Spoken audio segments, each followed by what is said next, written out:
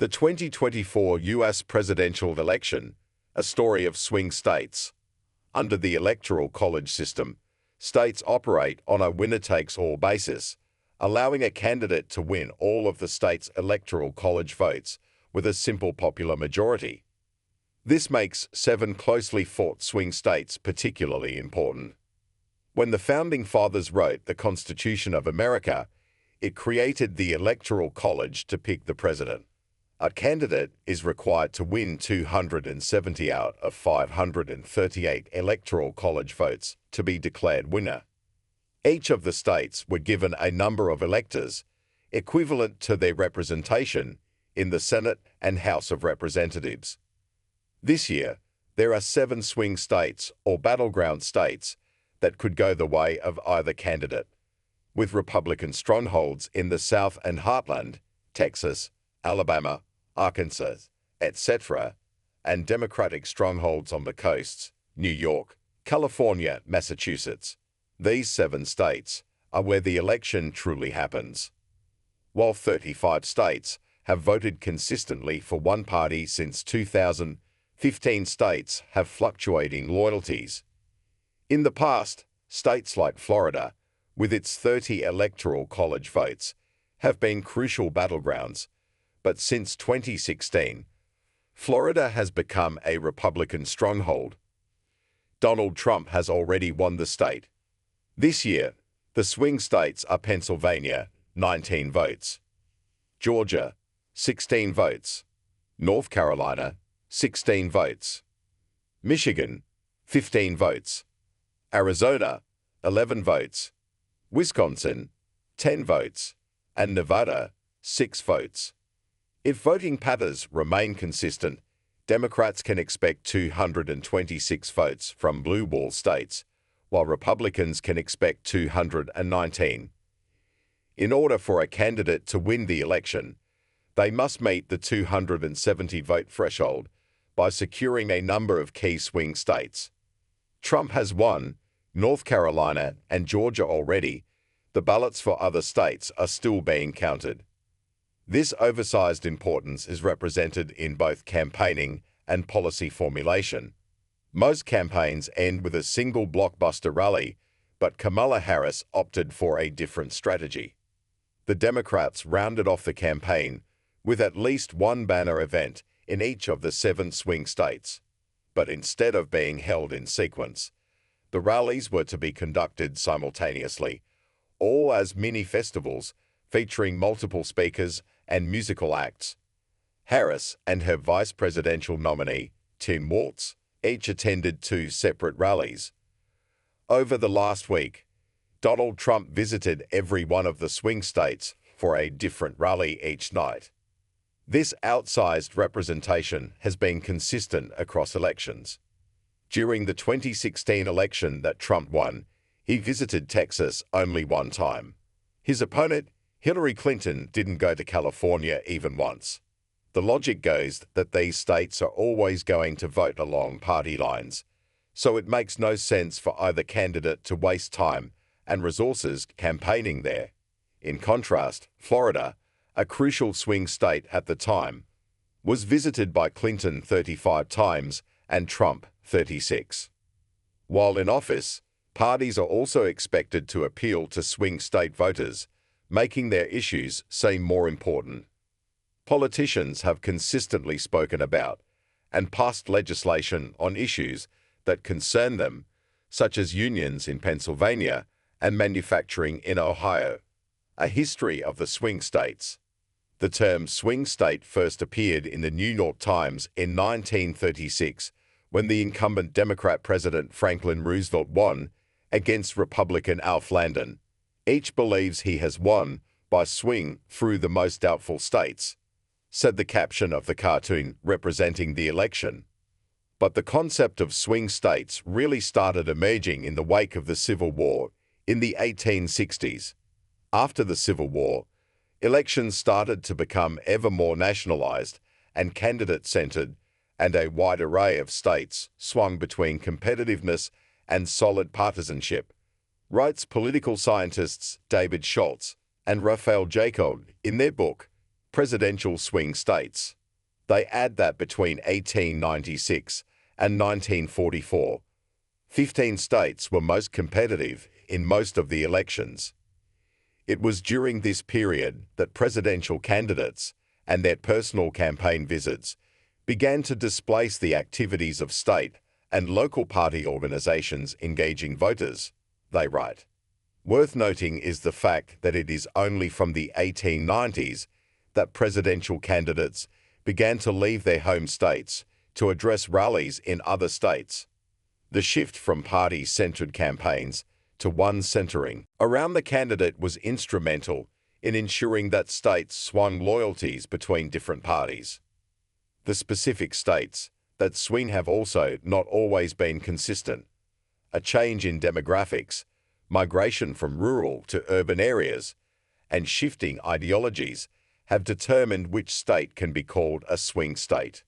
Take Iowa and Ohio, which went from uber-competitive states to near blowouts for President Trump in 2016, or Maine and Michigan, which hadn't been all that competitive in 2008 or 2012, but lurched to the right in 2016. Write Elena Mejia and Geoffrey Skelly of 538 in their data report. Is the electoral map changing? There are two main reasons why a state may become a key battleground, namely, shifting ground locally and nationally. On a local level, changes in demographics can alter the political composition of a state. For example, during the pandemic, masses of people from other states moved to Florida. According to polling data, most tended to be Republican. Other examples of local changes can be increases or decreases in groups that typically vote in a consistent manner. If a state sees an influx or growth of black voters, a key demographic for the Democrats, the Blue Party is more likely to see electoral gains. Then you have national trends wherein voting blocs shift their allegiances over time. For decades, West Virginia was a solidly Democratic state. However, as the party adopted environmentally conscious legislation and Republicans became advocates of fossil fuels, loyalties amongst coal mining communities began to shift. Now West Virginia, with its significant number of coal mining towns, votes Republican more often than not. The history of America holds several examples of swing states determining the victory of a presidential candidate. In 1948, Democrat Harry S. Truman defeated Republican Thomas Dewey by winning by a margin of less than 1% of the popular vote in the then swing states of Ohio, California, Indiana, Illinois, and New York. In 2000, the presidential race between Republican George W. Bush and Democrat Albert Arnold Gore came down to who won the 25 electoral votes of Florida. In 2016, Donald Trump managed to win the electoral vote as he emerged victorious in 6 out of the 10 most competitive swing states. In 2020, Biden won 6 out of the 7 current swing states, losing only North Carolina on his road to the presidency. While the battleground states are still too early to call, here's what we know about them and where they stand. The list will be updated as the situation develops. Arizona. Electoral college votes counted, %, Harris-Trump. 1153-49.150 Arizona is a difficult state to call. Since 1952, it has voted Republican on all but 2 occasions. Bill Clinton won the state in 1996 and Biden in 2020. While the economy is a key issue across all 50 states, immigration comes a close second. For Arizona, which shares a southern border with Mexico, immigration is particularly important. Here, once again, local and national trends come into play. Locally, Arizona's non-white population has increased, drawing in young Latino voters who tend to swing Democratic. On the other hand, over time, older first-generation Latino voters tend to be more conservative than people expect. Socially, and on matters like immigration, they have shifted towards the Republicans over the last few decades. These combination of push and pull factors makes Arizona a key swing state in the 2024 election. Poll tracking platform Fu38 shows Trump leading in the state by 2.1 percentage points going into Election Day. However, this advantage, like in all swing states this year, remains within the poll's margin of error.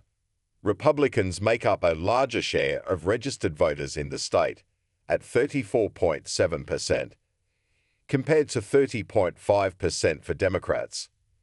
In 2020, Biden won the state by a razor-thin margin.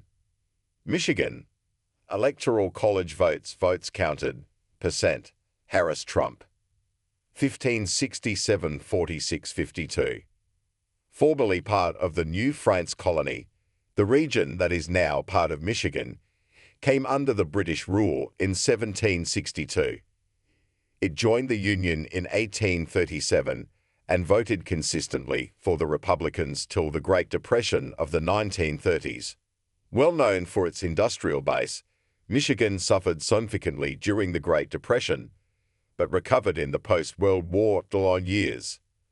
Through the 1930s to the 1960s, Michigan alternated between Republicans and Democrats, before once again becoming strongly Republican from the early 1970s to the end of 1980s. From 1988, Michigan voted for Democrats in every presidential election, before it flipped towards Donald Trump in 2016, although by a very narrow margin of less than 1 percentage point. Trump's victory was largely attributed to his appeal amongst working-class voters and a low turnout amongst black voters and millennials. In 2020, Biden won Michigan by 2.7 percentage points, a far closer margin than expected. This year, one of the biggest issues for the state is the conflict in Gaza. Michigan, with the largest population of Arab Americans in the country, is acutely affected by Washington's Middle East policy and increasingly dissatisfied by Biden's, and by extension, Harris' unequivocal support for Israel. Arab Americans in Michigan have reported that they might not vote in this election, vote for a third party, or vote for Trump, who is also pro-Israel, but is seen as someone who can get things done. Pennsylvania, Electoral College votes counted, percent, Harris-Trump, 1993 47.8 51.1. One of the 13 original founding states of the USA, Pennsylvania was the second state to ratify the U-89's Constitution. The historical significance of the state is also derived from the fact that the Constitution of America was drafted here. Prior to Trump winning the state in 2016, Pennsylvania voted for Democrats in 6 consecutive elections. Like most other states, Pennsylvania's rural areas tend to be more conservation and vote for the Republicans, while cities like Philadelphia and Pittsburgh are strong blue. However, in recent years, the traditionally Democrat-supporting regions of southwestern Pennsylvania has deflected towards the Republicans. Popularly known as the Keystone State, Pennsylvania is being projected as the most crucial one in the current election. Pennsylvania's 19 electoral votes place it in a tie with Illinois for the 5th highest count among all states. With 10 of the past 12 presidential election victors also winning Pennsylvania, the state could serve as a strong indicator of the race's final outcome. According to election analyst Nate Silver, whichever candidate secures Pennsylvania has over a 90% likelihood of winning the presidency. Wisconsin, Electoral College votes counted, percent, Harris-Trump, 1089 47.151.2.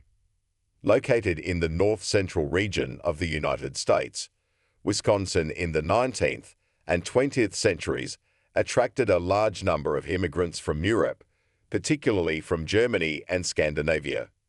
Just like its neighboring state, Minnesota, it is a strong hub for German American and Scandinavian American culture. It is also well known for being the country's largest dairy producers.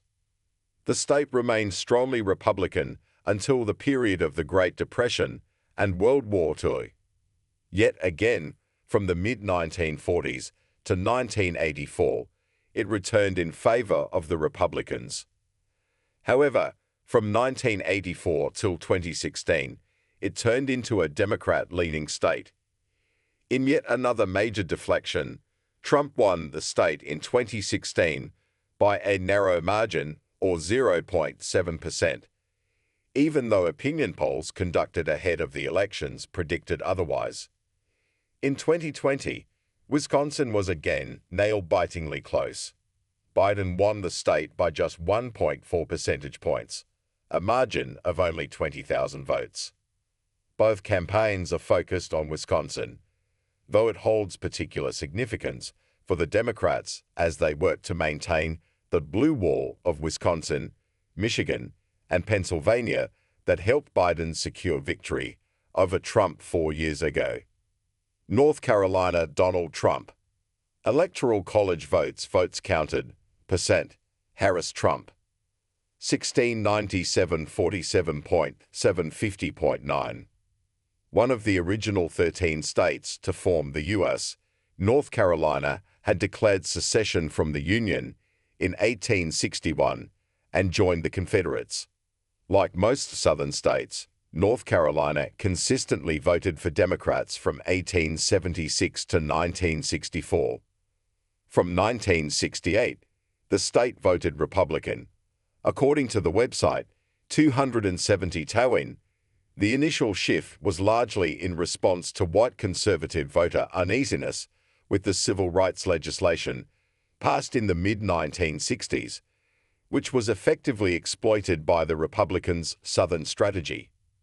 The state of North Carolina is sharply split between cities with large populations of moderate professionals, black voters and college students, and big stretches of the state that are more rural and conservative. Also read, the Republicans, a party born to fight slavery in America.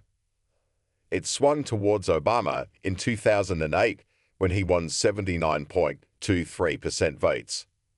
However, in 2016, the state was won by Trump with 51.2% votes. Analysts say the urban and rural areas of the state vote for Democrat and Republicans respectively, and that a low turnout among black voters in 2016 could have affected its rightwards move. In 2020, Trump won North Carolina again, making it the only one of the 7 swing states to vote Republican in the last election. Georgia, Donald Trump. Electoral College votes counted, percent, Harris Trump. 1699 48.350.8. Georgia, one of the original 13 colonies, is steeped in political history. Traditionally a Republican stronghold, the state surprised many by flipping blue in 2020, where Biden narrowly won with a margin of just 0.2 percentage points. This marked the first Democratic presidential victory in Georgia since Bill Clinton in 1992, largely attributed to high black voter turnout and mobilization efforts led by figures like Stacey Abrams. The state has seen a wave of restricted voting legislation since 2020, energizing Democratic efforts to mobilize voters and counter potential disenfranchisement, especially among minority communities. Additionally, Atlanta has long been the unofficial capital of the South, drawing residents from smaller towns across the Southeast seeking job opportunities in a larger city. Over the past 2 decades, Georgia has seen an influx of newcomers from traditionally liberal states like California. The expanding film industry has also brought numerous professionals who have made Georgia their permanent home. This shift has influenced the state's voting patterns. Moreover, Atlanta's population is becoming younger and more diverse. factors that have gradually weakened the Republican stronghold in Georgia. Healthcare has emerged as a key issue for both campaigns. In 2019, Georgia passed one of the nation's strictest abortion laws, banning the procedure after approximately 6 weeks. This law was set to take effect if Roe v. Wade was overturned, which happened in June 2022. Harris has highlighted this 2019 law, emphasizing the risks of restricted abortion access. Meanwhile, Trump has focused on culture war issues in healthcare, airing claims that Harris would fund gender reassignment surgeries for convicted criminals if elected. Nevada. Electoral College votes counted, %, Harris-Trump. 670-47.451.1. Nevada, admitted to the Union in 1864, is notable for its rapid population growth and diverse electorate. Historically, the state has leaned Democratic in recent elections, with both Obama and Biden winning Nevada by slim margins. Biden's 2020 victory in Nevada by 2.4 percentage points reflected strong support in Clark County, which encompasses Las Vegas and holds the majority of the state's population.